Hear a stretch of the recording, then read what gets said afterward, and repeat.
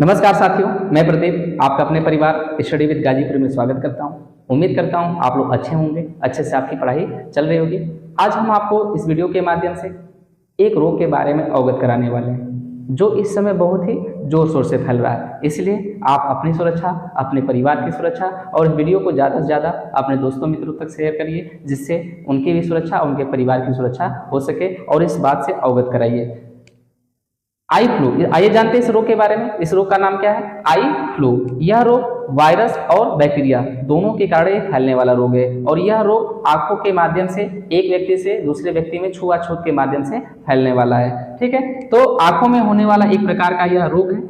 जानते हैं इस रोग के लक्षण। यदि किसी व्यक्ति को यह रोग हुआ है तो उस व्यक्ति में क्या क्या लक्षण दिखाई देंगे? पहला लक्षण दिखाई देगा कि उसकी आंखें सूज जाएंगी और दूसरा लक्षण दिखाई देगा कि उसकी आंखों में जलन उत्पन्न होगा। तीसरा, उसकी आंखों में खुजली उत्पन्न होने लगेगी तथा उसे धुंधला धुंधला सा दिखाई देने लगता है। यह आइए अब हम जानते हैं इसके कारण को कि यह एक व्यक्ति से दूसरे व्यक्ति में कैसे फैल रहा है। तो इसके फैलने का जो सबसे बड़ा कारण होता है वह मानसून में परिवर्तन अर्थात उसकी नमी में वृद्धि।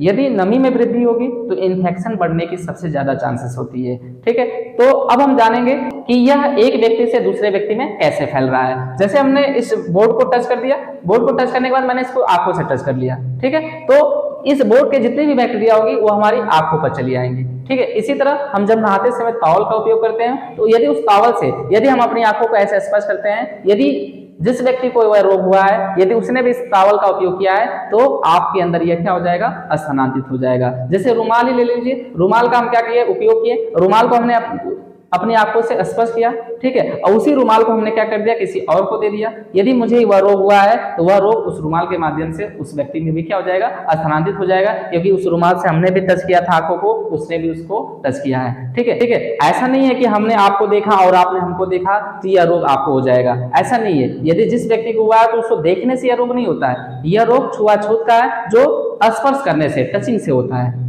ठीक है, याद रखिएगा। और इसके लिए आप क्या उपाय करेंगे? इससे बचने के लिए आपको क्या उपाय करना है? ठीक है, ये बातें समझ में आ गई कि इन्फेक्शन कैसे फैल रहा है। ठीक, अब इससे बचें। आइए अब जानते हैं कि इससे बचें कैसे। ठीक है, इसका बचाव कैसे करेंगे? तो आप अपने हाथों को निरंतर क्या करें? सैनिटाइज करें। दूसरा कि आप अपने आंखों पर काला चश्मा लगाएं। ठीक है, जिसके कारण जो आने वाला इन्फेक्शन है वह आपकी आंखों पर न पड़े और प्रकाश से भी आपकी सुरक्षा हो। तो इसके लिए आपको क्या करना है कि अपनी आंखों पर काला चश्मा लगाना है। ठीक है, जिसके कारण इन्फेक्शन फैलने की चांसेस क्या होगी? कम होगी और प्रकाश कम से कम स्थानांतरित होगा। ठीक है, और तीसरा कार्य क्या करना है आपको कि किसी दूसरे व्यक्ति के सामानों का उपयोग नहीं करना आपको।